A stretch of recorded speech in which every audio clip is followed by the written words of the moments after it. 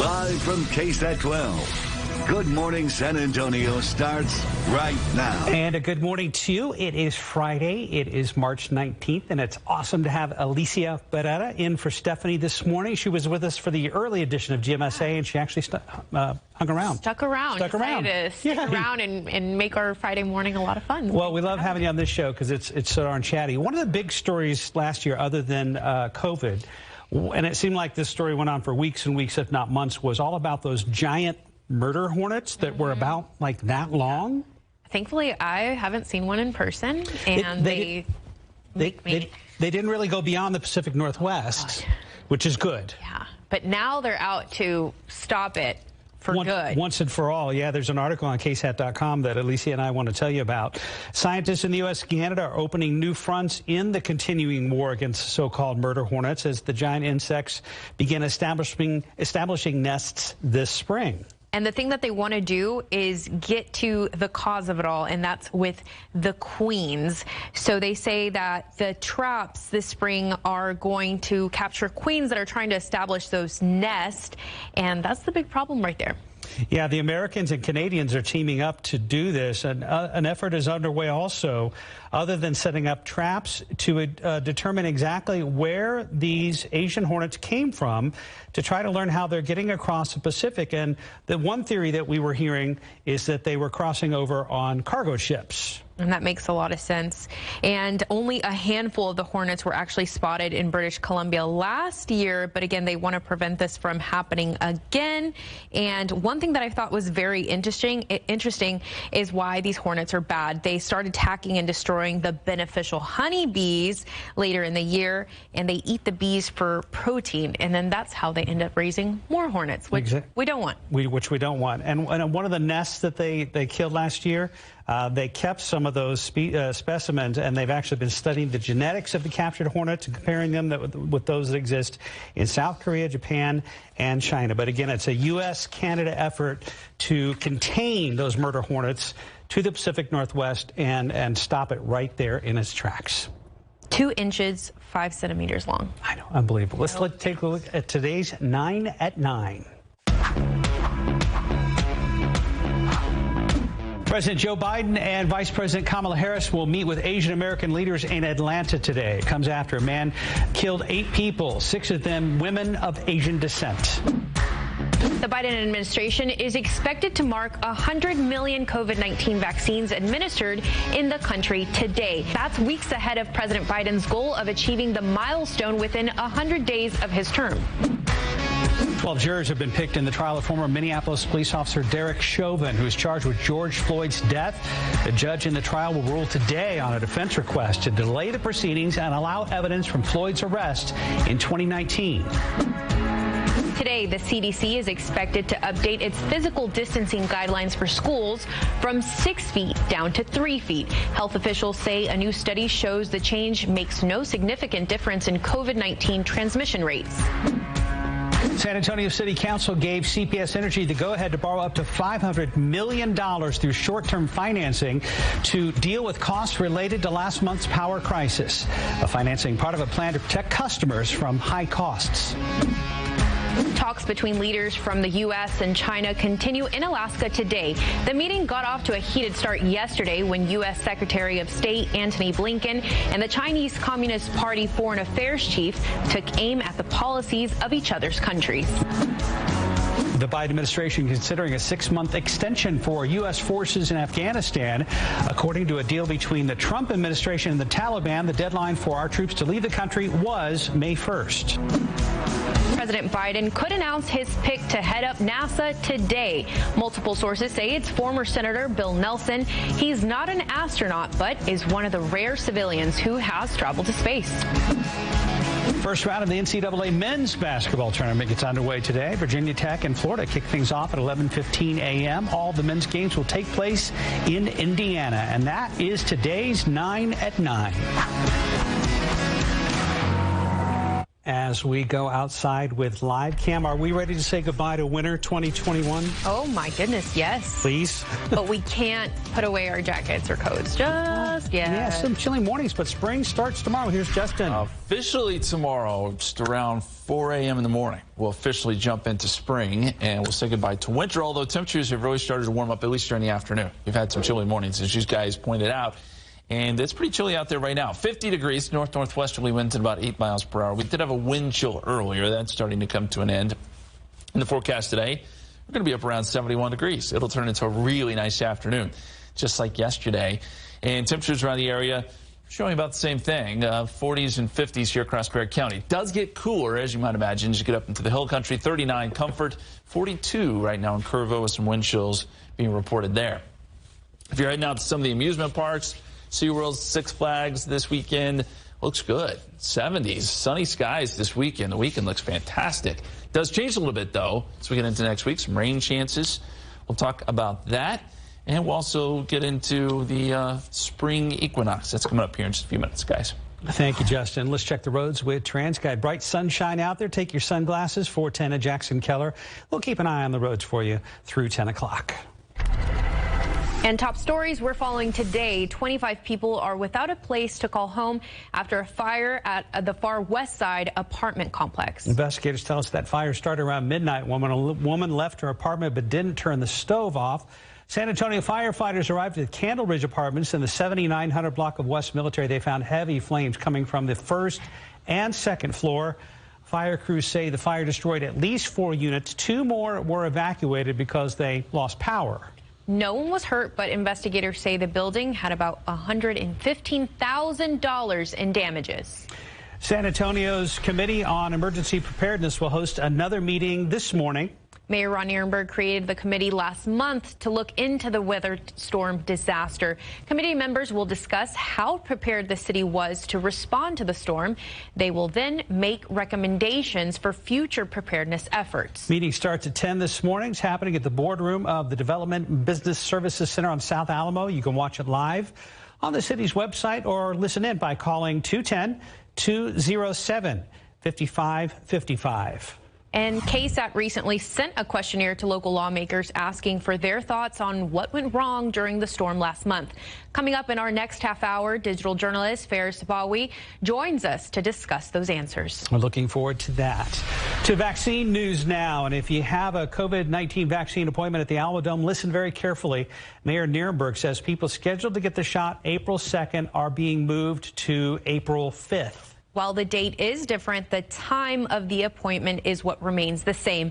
The mayor did not say why those appointments were moved. If you're still in need of a shot, you can text the word vaccine to 55,000 to sign up for those alerts on when those doses are going to be available.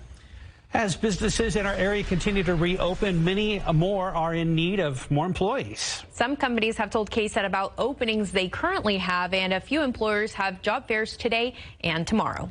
Morgan Wonderland is looking to fill hourly openings. The company is hosting a job fair that's happening today from 3 to 7 p.m. at the park. If you're interested in attending, fill out an application on the Morgan Wonderland's website. If manual labor is what you're saying, a Toyota supplier is looking for about 100 people to join its production team. Avanzar has a job fair tomorrow from 9 a.m. to 2. That's at 15511 Applewhite Road, Suite 104.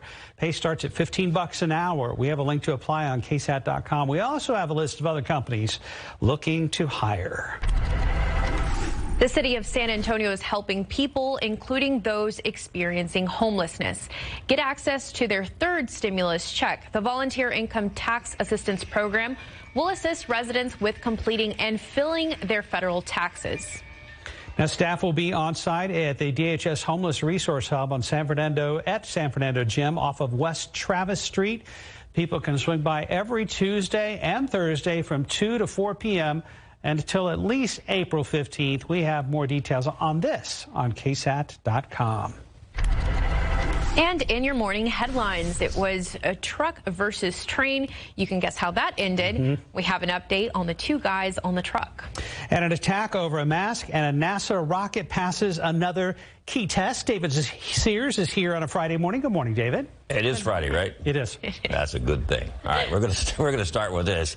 League City, that is just southeast of Houston, the manager of a Jack in the Box ends up getting stabbed over a mask. The man in the red would not put on a mask while he was in the restaurant. The manager asked him to leave and use the drive-thru if he wasn't going to wear a mask. The paper the manager is holding up is the written policies of the restaurant. He's showing the guy. That man is James Henry Schultz. He leaves, but comes right back, and he's got a knife drawn. And he attacks the manager who had his back to him. The manager ends up going to the hospital with multiple stab wounds. The male belligerently refused and said they did not want to serve him because he was homeless, and began yelling that he would be contacting his attorney as he was filming with the cell phone. Police believe the man used a pocket knife in the attack. The manager should be okay, and at last check, they are still looking for Schultz.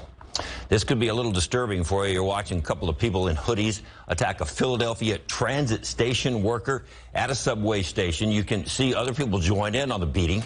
The victim is 55 years old, no word on his condition. But the head of the union for the transit workers is calling for the head of the police chief of the transit authority to step down. He said he's in over his head and there's not enough officers to keep workers and riders safe. The chief said he's not going to step down and that he has been working to hire 60 unarmed security guards from a company to stand guard on platforms and maintain some visibility in the subway. All right, let's take it to Oakland. Look out. That is an Amtrak train smashing into a sanitation truck, then dragging it down the tracks about 100 yards before that truck then explodes and goes into flames. You can see it again for you in fast motion. Now, we're going to slow you down. You might have missed this, but here is one of the workers right there. That's one of the guys that was on the truck. That's how close he was and how he just was barely able to get out of that truck before the truck was slammed into by that train. Now, there were actually two guys in that truck, and when it got stuck on the track, 73-year-old Javier Soria was able to get out of harm's way and pull himself together enough to tell us exactly what it was like. And all of a sudden, you know, I saw that I got stuck, and that's when I saw the light. I said, oh, my God, man. I tried to back it up, go forward, back it up. No way. And he told me, he's the one who told me, hey, get out of the truck, man. Get out of the truck. That train is going to hit you. So I ran to the other, across the street and tried to stop the Amtrak, okay?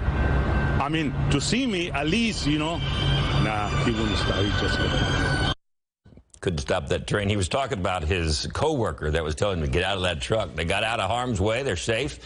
There were actually about 100 passengers on the train.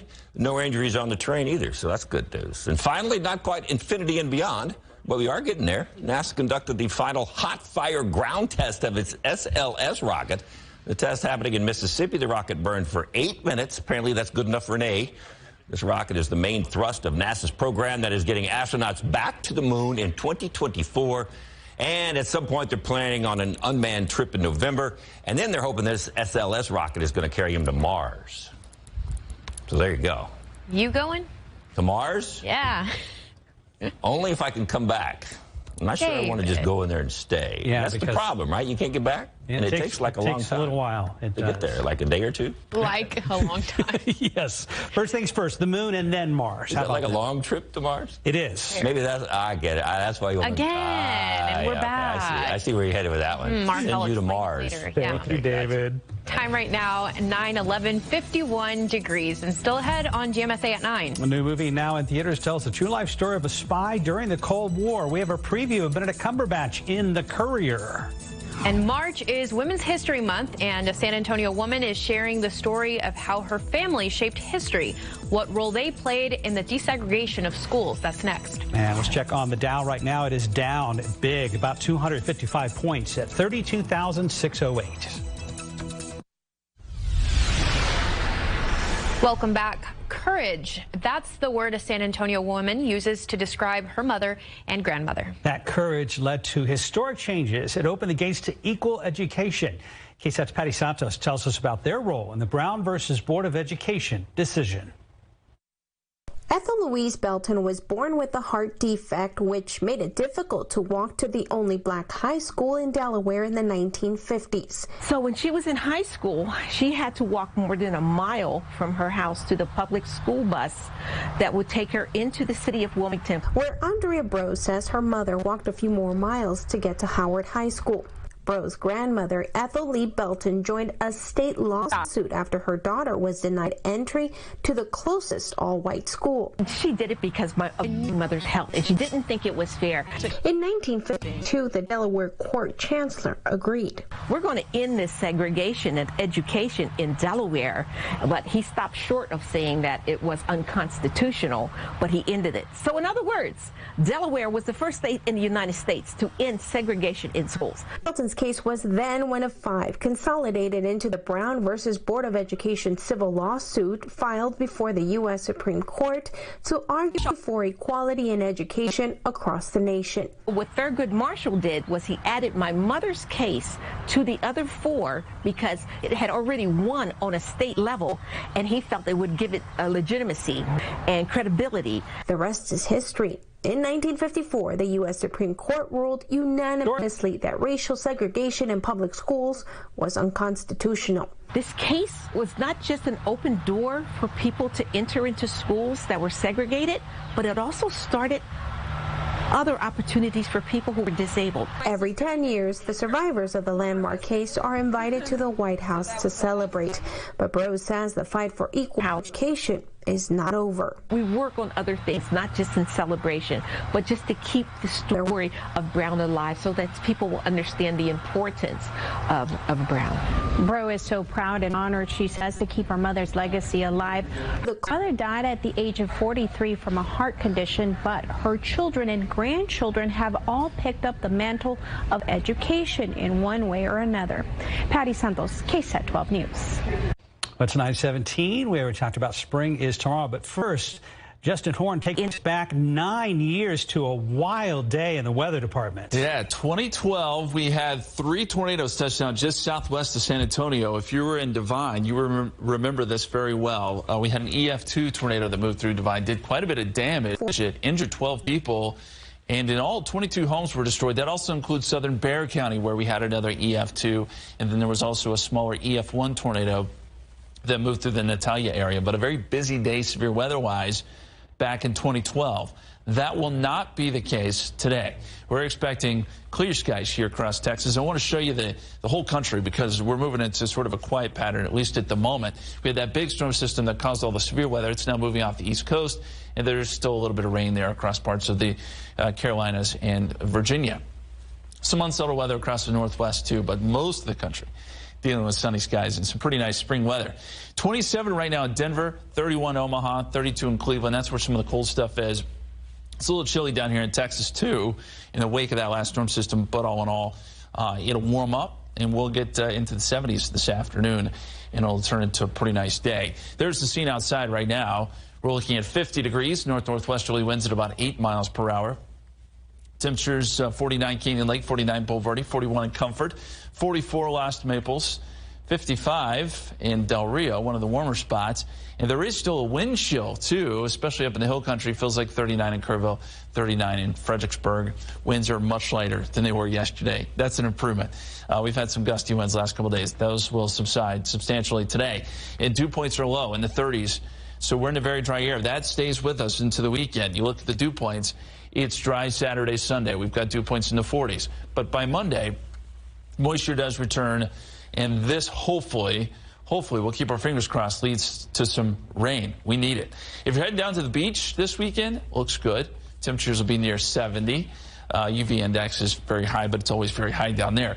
The good news, wave height is pretty low. Rip current risk is low. Water temperatures are near 70. That's a little chilly, but it's still pretty nice there along the beaches. Futurecast shows that our next storm system will move in Monday. Hopefully it'll tap into some of that moisture. We think that there will be a few showers and storms around. This particular computer model brings some rain in on Tuesday, too. Timing's still hard to pin down here. The models aren't in agreement. But I think we'll get some showers Monday night into Tuesday. It's probably the first round, and then we may get another round with a low behind that. That will bring us some rain chances, hopefully Wednesday into Thursday. So here's how it plays out. 71 today, 73 tomorrow as we officially welcome spring. 74 Sunday. We could get some morning clouds on Sunday, but breaking out to sun during the afternoon. And then 74 Monday, 75 Tuesday. There's your 30% chance of rain. And then we've added in some more rain chances Wednesday into Thursday. As we get a little bit closer, we'll be able to nail down that timing and hopefully get some decent rain out of this, guys. Thank you, Justin. 4:37. I'm looking forward to it. Still ahead on GMSA at 9. Benedict Cumberbatch stars in a new movie about a spy's role in the Cold War. Why the actor had to lose a lot of weight for the role. An ordinary businessman turns Cold War spy in a new film based on a true story. CNN's Rick Damigella has a preview of The Courier, which is in theaters right now. This is unexpected. I can't believe I'm actually having lunch with spies. I'm just a salesman. Exactly. You're civilians the KGB won't be watching. It would be a real service to Great Britain. What do you want me to do? The Courier follows spy Greville Wynn's mission during the Cold War. From now on, you will be selling one thing. The idea that you are an ordinary businessman and nothing more than an ordinary businessman. Wynn's naivete attracted star Benedict Cumberbatch to the project. What drew me in was the everyman nature of him, the fact that this guy had absolutely no experience of what he was getting embroiled in. Will I be putting myself in danger? This mission was the least bit dangerous. You really are the last man we'd send. Cumberbatch lost considerable weight for the role. He was just so completely transformed, but it definitely added something, I think, and we could feel it when we were shooting it. And it honoured actually what this guy went through. The journey was worth telling Wynn's story. It's a completely untold story, really, which is one of the joys of doing the film, because you sort of feel like these guys should be known about. Kind of inspiring story to see an ordinary guy doing an extraordinary thing. I'm volunteering to bring back the best source of Soviet intelligence you got at a time where Russia and America are on the brink of nuclear war. You talk about using people. For God's sake, use me. In Hollywood, I'm Rick Damigella. This is how things change. I looked up on Rotten Tomatoes. You want to hear the critics' consensus? I hope it's good. Courier delivers a rousingly effective old-school spy adventure elevated by a thrilling fact-based story and Benedict Cumberbatch's nervy central performance. It has 79% on the tomato meter. And that's good enough for you because you're going to go watch it. I think I am on Sunday. Yep. Right. More ahead on GMSA at 9 on your Friday. A jellyfish that can defy death and turn back time, and Topo Chico releasing a new line of hard seltzer. Erica Hernandez has details on these stories you may have missed this week. Award shows look different amid the pandemic, but the Oscars want all nominees to attend in person. What measures are in place to keep everyone safe? And what could we do to prevent another winter storm disaster like the one we saw last month? It's one of the questions we asked local lawmakers. Digital journalist Ferris Sabawi shares some of the answers we received. That's next. And as we go to break, a look at TransGuide. We're looking at Loop 410 at Paramaribo on the northeast side. A little further down the loop at Jackson Keller. We'll be right back. Welcome back. Last month's winter storm left millions of Texans without power or water for days, even weeks in some cases. KSAT recently sent a questionnaire to local and state lawmakers asking them what mistakes were made and what needs to be done to prevent a disaster like that from ever happening again. Digital journalist Ferris Sabawi joins us live from home to discuss those answers. Good morning, Ferris. Hey, how are y'all? We're doing well. Ferris, first things first, which local lawmakers did you reach out to and who all responded? Yeah, so we sent out a questionnaire to basically every person who represents San Antonio residents for the most part. So every San Antonio City Council member, every Bexar County commissioner, and every state lawmaker, state representative, state senator representing anybody in Bexar County. And we heard back from most of them. There is a few who did not answer, but we did, the vast majority did respond to us. And I think it gives us a really good comprehensive look at what these lawmakers are thinking about when they talk about this response to the winter storm. So what did they say could have been done differently at the local level to better prepare for and respond to the storm? You know, Mark, one of the things I kept hearing a lot in these answers, the big word was communication. They felt like a lot of our county commissioners and our city council members had felt like communication was broken down very quickly in the process, whether it was from CPS Energy, whether it was from SAS, whether it was from the state grid at ERCOT. They felt like there just simply wasn't enough communication and enough, time to prepare the public for what was about to come. And so that's something that they're really looking at trying to fix and look at going forward. and you asked them if they believe the decision to deregulate Texas's power grid was a mistake. What did they have to say about that? Yeah, that's right, Alicia. As you guys know, in the 90s is when the energy market deregulated in Texas, and that really changed how, Texas's state grid operates. When I talk to a lot of these local lawmakers, they all agree that deregulation, that the flaws of deregulation really were exposed during this winter storm. I think the big thing you see is, the headlines about ERCOT maybe overpricing by billions of dollars, things like that. They think that, that was a problem caused by deregulation. Unfortunately, that's going to be a problem for state lawmakers to address. So there's not much that can be done about that on the local level. Well, speaking of local level, what do they think should be done now here at the local level to avoid it from ever happening again? Yeah, that's a great question, Mark. The city council is meeting right now. The mayor established that select committee on the winter storm preparedness. So they have this committee going on. They're going to try to figure out what they can do to prepare for the next storms. I think at the statewide level, you're going to see the legislature definitely mandate weatherization to an extent. And you're going to see some basic changes, but you're not going to see any radical change to the way the energy market's structured or anything like that. I think you're going to see a lot of the same on the state level, but you're going to see a lot of, attempts to try to bolster communication, bolster preparedness, and maybe increase, those disaster drills leading up to an event like this. Ferris, for a bigger picture, you also reached out to state lawmakers from San Antonio with these same questions. So where can people go to see those answers?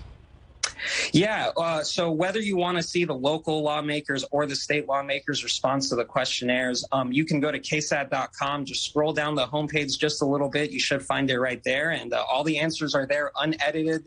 Whatever they said is what we put in there. Awesome. KSAT digital journalist Ferris Sabawi, thanks so much for joining us live here on GMSA 9, and have a great weekend. Thank you all. Thanks, Ferris. Let's go outside with live cam and back to Justin as we approach the first full weekend of spring 2021. Yeah, we go from talking about that winter situation to this. How beautiful is that? Blue skies out there. We've had a great start to the day. It's a little chilly, but it's warming up quickly, and we'll be in the 70s this afternoon. Take a look at this picture on our KSAT Connect. It tells the story, doesn't it, as we go into spring. Some bluebonnets out there. And I've seen them popping up here and there, starting to see some green grass. Plants are starting to recover. So, yes, spring is here. Thank you for sending in that picture. High temperatures today, up around 71 here in San Antonio. We'll see plenty of 70s around the area, maybe a few 60s in the hill country. Very, very nice, low humidity, sunny skies. And the pollen count, we have another long list. Mold leads the way today. It's at 680 and moderate. Thankfully, though, we don't have that dust that we were dealing with yesterday. Everything else is low. Juniper, oak, grass, hackberry, and mulberry. Your forecast today, 70, 71 for a high. Northerly winds 5 to 15 miles per hour. Guys. Thank you, Justin. Taking a look out at TransGuide 281 and South Loop 410. Things are looking good. Not many delays this morning. All right, in city elections, death-defying jellyfish, and this one I'm excited about, a new line of Topo Chico hard seltzers have nothing in common with each other than being some of the stories you may have missed this week on KSAT.com. Erica Hernandez joining us live here in the KSAT studio with more on these stories. You have our attention, Erica. Well, good. I'm glad. Good morning. Tell us more. City elections are around the corner, and we are giving our viewers the opportunity to ask the candidates a question. Nearly 80 candidates will compete in 10 city council races as well as the race for mayor. If you have a question for any of the candidates, we have this article up now where you can submit them. We will then take some of the most common questions to each of the candidates for answers in the weeks leading up to the election. We will publish those answers on KSAT.com and in our election newsletter. This is up now on our homepage, so make sure you get those questions in soon. First day of early voting is April 19th. The last day for early voting is April 27th. And Saturday, May 1st is Election Day. We've done this in the past, you guys, and we always get great questions and great responses from the candidates as well. Well, I'm also kind of glad you put this back on our radar because we've been so focused on vaccinations and spring break and maybe our federal taxes. We forgot there's an election going on. Yeah, that's coming up. Like I said, it's right around the corner, so it's really interested to see what the viewers want answered. Agreed. Erica, and then the jellyfish. Yes, let's talk jellyfish. This story got our attention this week. Texas A&M University at Galveston released information about a species of jellyfish that not only defies death, but has the ability to change its form and actually reverse its aging. You're going to help me on this one, Mark? The species is called T. Dorni, maybe, and is found around the world, especially off the coastline in Italy. According to a marine biologist at Texas A&M, this jellyfish has cells able to undergo a process called transdifferation that allows it to revert back to a young life cycle, much like if a 40-year-old human would go back to being 5 years old. The process itself is what's being studied, and how this jellyfish is potentially immortal. It is, of course, now drawing worldwide attention, and you can read more about it on our website right now. But this is crazy.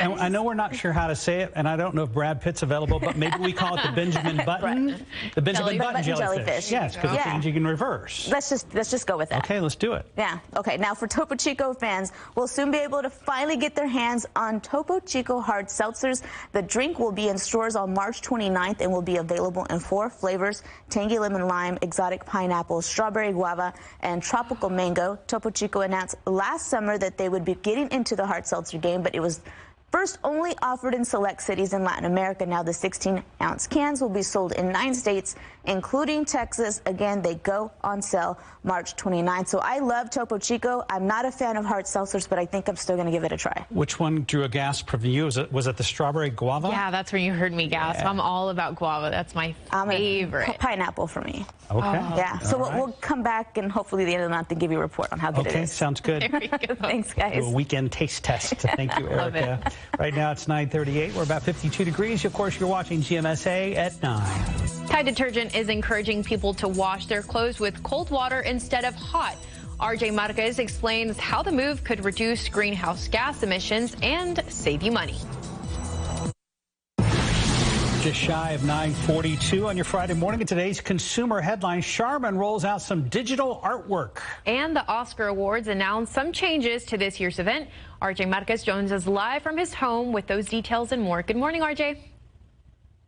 Yeah, good Friday morning, guys. And let's go ahead and start with this whole cryptocurrency craze. I don't know if you guys are into this or have heard about this. I'm still learning about this every day, it seems. But this has become really popular among people buying stuff with like Bitcoin or Dogecoin, I think it's pronounced that way. So this is an interesting move here by Charmin. So basically, they are selling original digital items online, and this is sort of this big deal.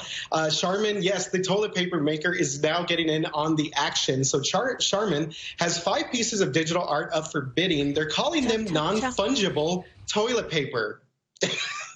I didn't come up with that. That's what it means. Non-fungible actually means that this is a digital art piece that cannot be replaced. And right now, bids for this, get this, range from $500 to $2,100 for these pieces of digital toilet paper art. Pretty weird stuff here. Most of the money, this is good, from the sale will go to Direct Relief. That's a humanitarian and nonprofit there. So other brands that are also stepping up in the cryptocurrency bandwagon include a news website called Quartz. They're selling the first ever digital news article, and Pizza Hut in Canada is selling a non-fungible pizza. So, yeah, get your appetite ready for non-fungible pizza. Are you guys aware of all this cryptocurrency stuff? Yeah. We've done talkers lately about fancy artwork that doesn't truly exist and people paying, obscene amounts of money for them. That they exist in the virtual world. No, I mean, I still don't get it. I'm with you, RJ. Yeah, there we go. Yeah, we need a full explainer on that. So, all right, guys, so moving on here, Tide Detergent is encouraging cold water washing to save money and also save the planet. So pretty good stuff there. Tide plans to launch its Turn to Cold Water campaign soon. The goal is for consumers to do 3 out of every 4 loads of laundry with cold water instead of hot water by 2030. So we have 8 years years to get there, 8-9 years to get there. If this goal is met, Tide says it will have the same impact on greenhouse gas emissions as removing about 1 million cars from the road for a year. So pretty interesting stuff. It will also save you some money, up to $150 a year in energy costs if you wash with cold water. The campaign is expected to launch in the coming weeks. And I don't know about you guys, I usually wash with cold water, so I don't know if this is going to be like a major change from my normal routine. Well, have you seen the latest Levi's? Most of the tags say they're waterless. They don't want you washing your jeans at all. Oh, no. Seriously. I didn't want that. Alicia is like, yeah, no, that's I'll keep washing with cold water, too. Yeah. All right, guys, moving on to our last consumer headline this morning. This is interesting here. We've seen a bunch of these, these award shows take place over the past year, and they've all been virtual. They've all been kind of awkward because they're through Zoom. Well, the Academy is saying that they don't want any of that. The Oscar Awards, they're requesting that all nominees attend their event in person, and they also want them to avoid casual attire. So interesting little statement there from the Academy. They say that they will have COVID protocols in place, social distancing to keep attendees safe, and also plans to provide an on-site COVID safety team and testing as well. The rapid testing will be available. Only those nominated, their guests and presenters may attend the ceremony in person, so they're limiting it that way a little bit. The Academy will accept the Oscar on behalf of those unable to attend. The event will be at Union Station in downtown LA. And of course, guys, the 93rd Academy Awards airs live Sunday, April 25th at 7 p.m. right here on KSAT 12. Still no word on a host for this year's ceremony, but I got to say, I kind of like the move a little bit because I've seen some of these award shows and there's always that like weird kind of lag when someone wins, some delayed reaction. So I think it's an interesting move here by the Academy. Yeah, I mean, they're kind of getting the word out now. And viewership for all these award shows is way, way down. So either people are sick of award shows or they want to see people back there in the same building. I mean, at this point, we all know what risk we run, right? So if you know that you're going to be around people, well, again, we know that risk is there. So. RJ Marquez live from home. Thank you, RJ. Have a good weekend. Thanks, guys. You too, guys. Sir. Justin's here with a look at our Friday and our weekend forecast. I'm going to have to email RJ and ask him what non-fungible means. Oh, yeah. Non-fungible pizza? I'm still confused. That's I don't understand. without mushrooms. Oh, is that what it is? No, I'm kidding. Oh. We'll find out. Interesting stuff. One thing I do know about is that we're going to be heading into spring coming up tomorrow. The vernal equinox, the spring equinox, occurs tomorrow morning. So in the winter, we have more sunlight in the southern hemisphere. But as we head towards spring tomorrow, equal sunlight, both southern hemisphere and northern hemisphere. And then as we get into summer, obviously, we get more sunlight in the northern hemisphere. But that spring equinox, vernal equinox, begins tomorrow, 4:37 a.m. to be exact. So tomorrow will be our first day of spring. And it feels like it outside, at least during the afternoons. It's been a little chilly during the morning time. 50 degrees at the airport, 52 Stinson, 51 Kelly, 49 at Randolph. North-northwesterly winds at about 8 miles per hour. We did have a bit of a wind chill earlier. That is no longer an issue. And high temperatures today will be in the 70s. For most of us, there will be some 60s up in the hill country, but sunny skies. Just a really, really nice day. We've got some nice weather headed into the weekend, too. Right now, we're still in the 40s and 50s here around Bexar County. 52 Helotes, 51 Port SA, 46 Kerrville, 50 in New Braunfels, 55 Carrizo Springs, and 55 also out in Del Rio. Dew points are low. The air is extremely dry. But the dew points will start to climb a little bit over the weekend. Now, you won't really feel it Saturday or Sunday. Still feeling pretty good. But there may be some clouds Sunday morning as some of that moisture tries to work back in. You'll feel it more so on Monday when we get lots of clouds and the potential for a little bit of rain Monday through Thursday. Wind gusts, they're down some. Now, it's still a little bit breezy here and there, but down significantly from yesterday. We'll still see some gusts today, I think around 20, maybe 25. But they'll be few and far between, and the gusts should start to come down as we get into the afternoon. We'll see much less wind over the weekend. Another good thing there. Here's the current setup. Very, very quiet across Texas. We're in between systems. Last one is moving off the East Coast. That's the one that brought all the severe weather. And then we go up to the Pacific Northwest. Here's our next storm system. Already bringing some rain and some snow to the higher elevations there across the Pacific Northwest. So how does this play out? It does move towards the plains. Doesn't move into Texas. Be nice if we can get one of these systems actually moved down farther south towards San Antonio. Not the case here, but I do think that we'll still get some showers and storms out of this. It'll bring a front through. That front sort of hangs out here across South Texas into Tuesday, so there's still some questions timing-wise, but I think our best chance for rain will be Monday night into Tuesday. There's a storm system behind that, too, which should bring us some rain chances Wednesday into Thursday. So we're going to have a couple shots here, hopefully to get some measurable rain.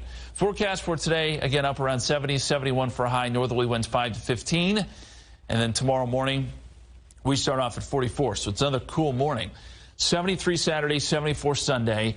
We'll get some of those morning clouds on Sunday. And then mostly cloudy Monday, 74. 30% chance of rain Monday night into Tuesday.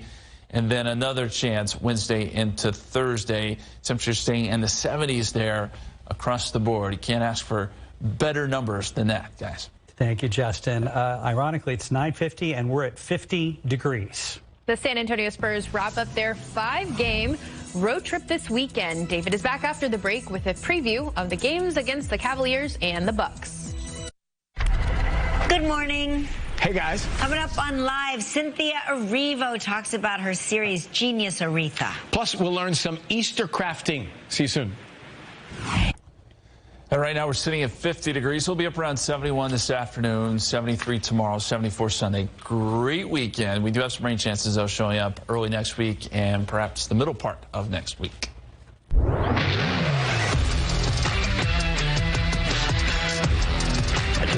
Want to talk Spurs for just a second? Absolutely. Yep. All right, they got 2 games this weekend. They play tonight and then they play tomorrow night, so they're back-to-back. They're coming off that big win against Chicago. Then when they were down 23 and came back and won it in the fourth quarter. Those 2 big runs. They take on the Cleveland Cavaliers, who are not very good. They're 15 and 25. They're even at home at 10 and 10. The Spurs pretty good on the road, as we've been talking about. 11 and 6 on the road. No DeMar DeRozan tonight as of now. Spurs 7th in the West behind Portland, so they need a big win tonight because tomorrow night they play Giannis Antetokounmpo and the Milwaukee Bucks tomorrow night. And they're like one of the top teams in the East. So like that, huh? Win tonight, and then we'll see what happens tomorrow night. So they can win them both. I mean, there's nothing says they can't. I hope they do. I hope they do. You know, so and then they're back home for 9 home games in a row. Oof. So yeah, this is that weird schedule because of those ones that got postponed. All right, you guys hang tight because we want your feedback here. We've got an interesting story on KSAT.com. It's under our features section, and we need viewer feedback for this to work. Right, so this is what's on the top of your post-pandemic bucket list. Can you even imagine it? Yeah. Have you been longing to travel? Have you missed a loved one? Are you chomping at the bit to get back out to the movies or a concert? Maybe you're dying to get back to work in person with your colleagues or classmates? Well, everyone's different. What is the one thing you're waiting on pins and needles to do? KSAT.com asking, once we begin getting the all clear to resume, what remember as normal life? So you go to KSAT.com, and there's a form there, and you put in your email, your top thing on your bucket list, name, etc., and then we'll probably show them. So, ladies first, what's the top of your post-pandemic bucket list, Alicia? You know, even before pandemic, I didn't really get out much. So I think maybe a concert or traveling without having to freak out. Gentlemen? Beach or mountains on an airplane without having to worry about the mask stuff. Yeah. Amen. A&M football game. There you go. Wow. That's a good one. That's a good one. I want to go downer to start the non-pandemic thing, huh? Wow. Come on. I want to go somewhere that I need to use my passport. That's all I want. Fair enough. Yep, I want to go somewhere else for a week or two and just kind of unplug. But I think you're probably watching and thinking the same thing. Again, KSAT.com under our feature section. Alicia, it's been great having you here this morning. Oh, thank you. It's been a pleasure. She'll be back this weekend reporting for GMSA. Everybody have a great day.